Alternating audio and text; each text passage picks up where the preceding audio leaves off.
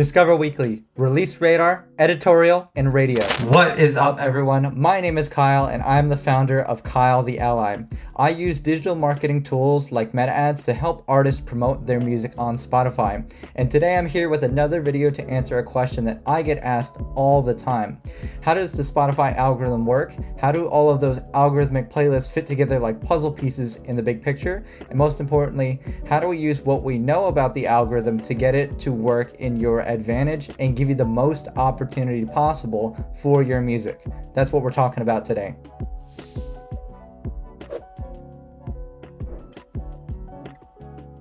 First things first, we need to get on the same page with what the word algorithm actually means. I'm sure you've heard this word all the time, especially if you're into digital marketing, music, social media, whatever. It's become a really hot buzzword these days, but I'll bet if you press somebody to define what this word actually means, most people wouldn't be able to come up with a confident definition. So let's start with what Oxford Dictionary has to say. This is just the first thing you pull up off of Google. It says an algorithm is a process or set of rules to be followed in calculations or other problem-solving operations, especially by a computer. Now, I don't know about you, but that was not very helpful. So let me come up with my own definition of algorithm that's more relevant to us. I feel like I'm actually uniquely equipped to answer this question. If you didn't know already, I have a bachelor's in engineering from MIT, and one of the things I studied while I was there was algorithm design. It was part of my computer science minor. And the way I would define algorithm is a lot simpler. I would say an algorithm is simply a method for solving a problem. And I know that sounds pretty abstract right now, but when we reframe our discussion and put it in context of Spotify, I think you'll like this definition. Let's start from the problem that Spotify is trying to solve and work backwards. As you already know, Spotify makes money when somebody consumes music on their platform. Spotify makes more money when somebody consumes more music. So it's in Spotify's interest to make sure that their listeners are spending as much time on their platform as possible. And that's what they're trying to do. Just get people to consume media on their platform. The way Spotify does that is by finding out what their listeners like and suggesting more of that to the listener in order to keep them engaged, keep them happy, and keep them consuming media on the platform and hopefully stay there for as long as possible. And the way Spotify does that is in the form of these algorithmic playlists that we talk so much about. Playlists like Discover Weekly, Release Radar, Radio, and there's a handful of others. But these are Spotify's instruments for getting people to discover more of what they like and to stay on the platform for longer. Every time that you consume music on Spotify as a listener, Spotify is collecting data behind the scenes to figure out what it is about the music that you like that makes you like it. So it's collecting data on what kind of genres, artists, or playlists you're listening to, how long you listen to them, how often that you listen to this genre A versus genre B, and whether you're saving the songs, all of this type of information. And what it does with that info is it creates what's called a taste profile. The technical word for this is a correlation.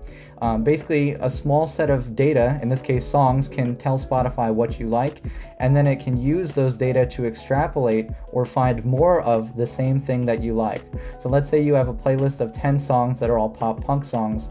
Spotify is going to train its algorithm based off of the 10 songs that you've demonstrated that you like. And then it might go and find 40 more songs that are very similar to those 10 based on data that it has from other listeners to correlate the small amount of songs that you like to a larger list of songs that you will potentially also like.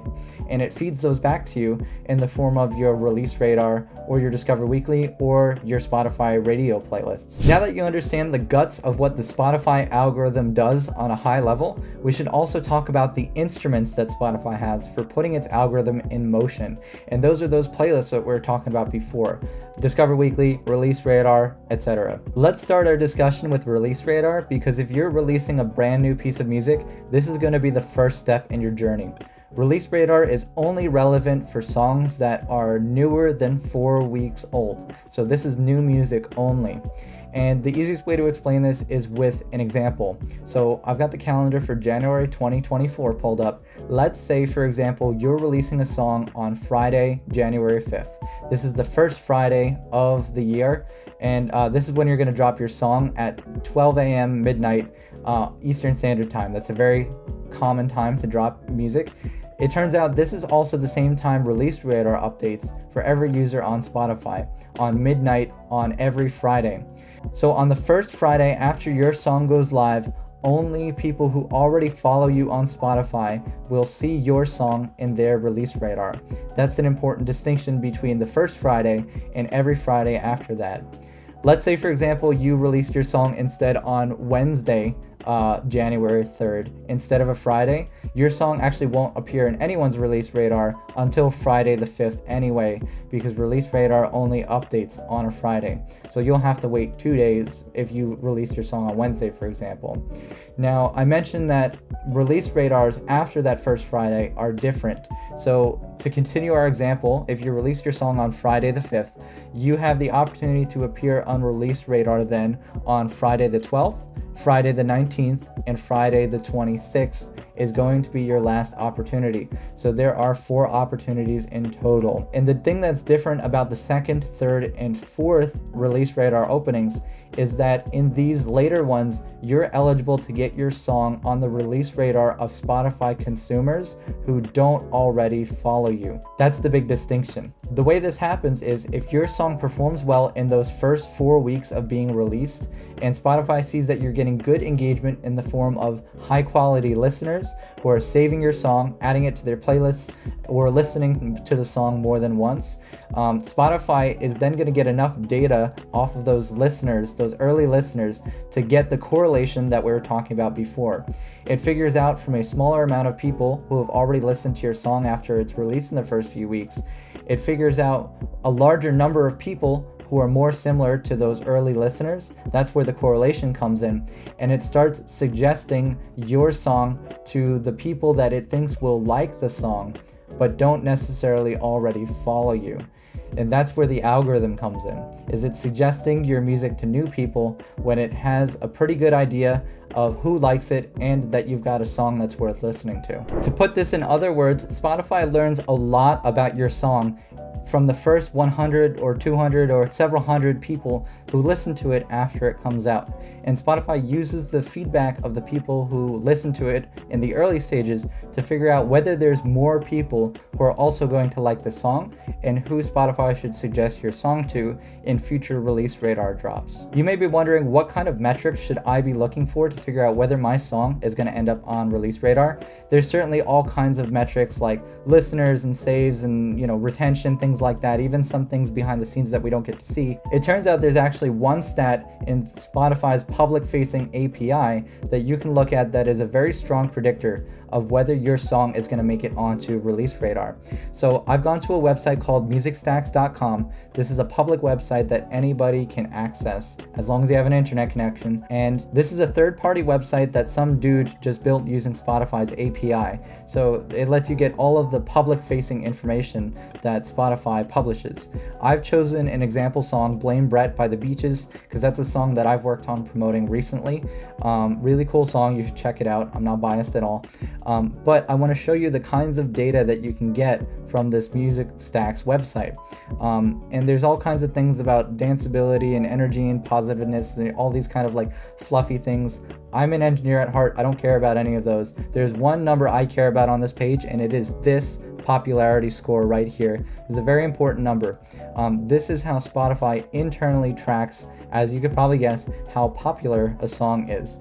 And there's a very strong relationship between what this number is and whether you get on Release Radar and even on Discover Weekly.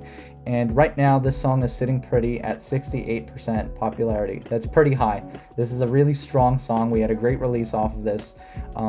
I found in my experience that if you are able to get a popularity score of anywhere between 15 to 20% on your song in the first 4 weeks of the song going live, there's a strong chance, not a guarantee, but a strong chance that your song is going to get a decent algorithmic release radar push on the second, third, and fourth Friday.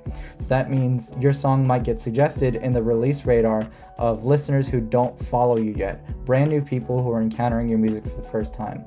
That's what we want to happen. And this popularity score is an aggregate of a whole bunch of those other metrics like streams, listeners, how many playlists your song's been saved to. But if you want one at-a-glance number that has a pretty good shot of predicting where you're going to go, take a look at this popularity score. The next algorithmic playlist I'm going to talk about is Spotify Radio. A lot of what I say about this one is also true for things like Daily Mix and some of the other playlists that Spotify uses to suggest you music, but let's focus on radio for now.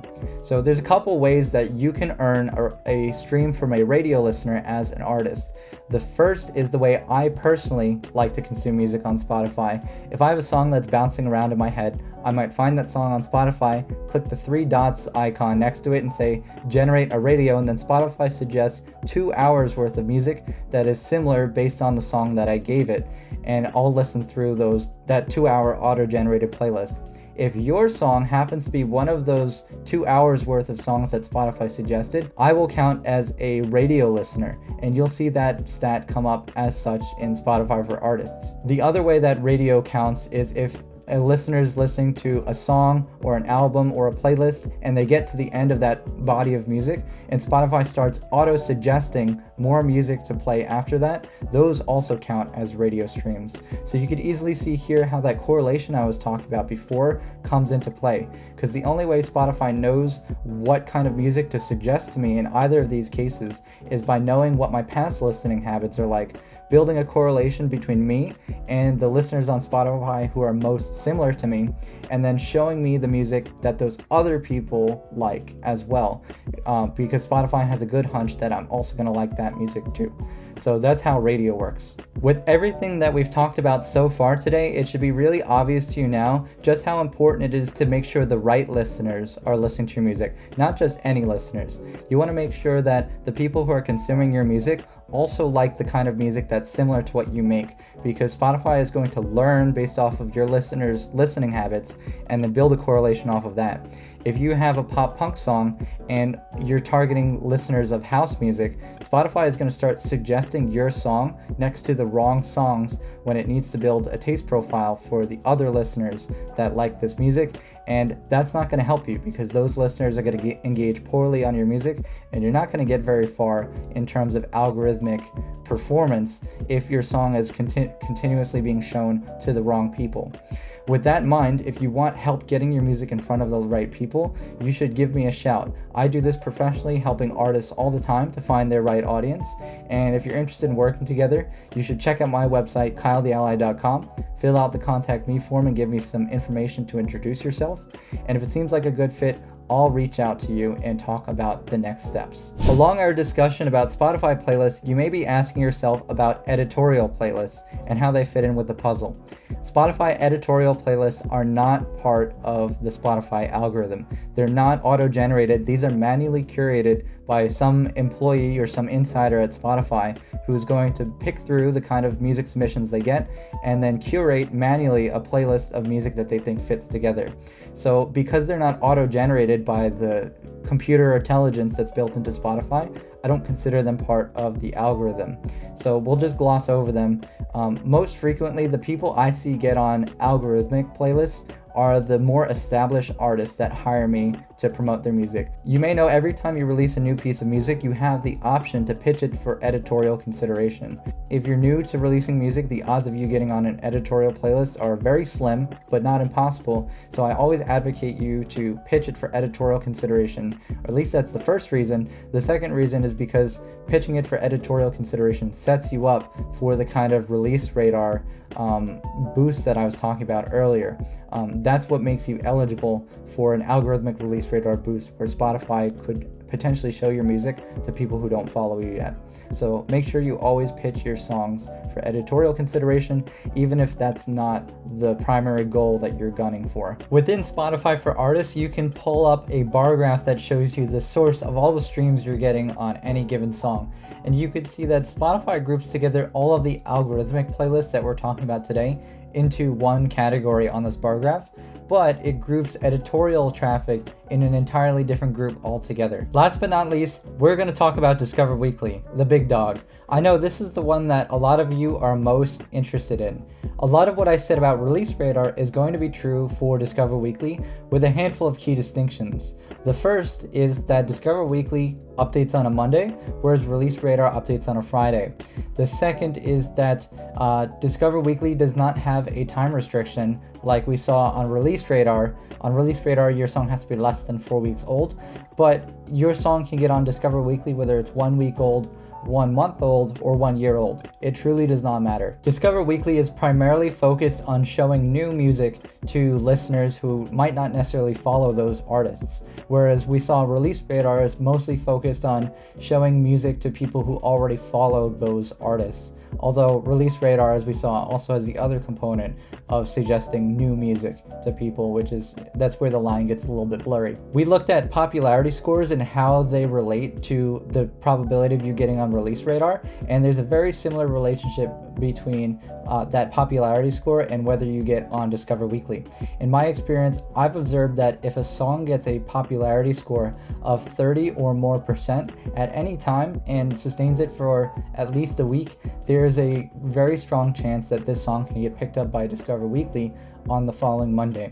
Again, I just say that the probability is high. It's not necessarily a guarantee that it'll happen because the exact inner workings of the Spotify algorithm are mysterious, even though we can understand it on a high level. Have you ever gotten one of your songs on Discover Weekly or Release Radar? Let me know in the comments below, and let me know what kind of stats you got. Popularity score, streams, listeners, if you're comfortable with sharing that with my audience. I'm sure we'd love to be able to put some data together. Thanks so much for joining me for another video, and I hope to see you in the next one. Later.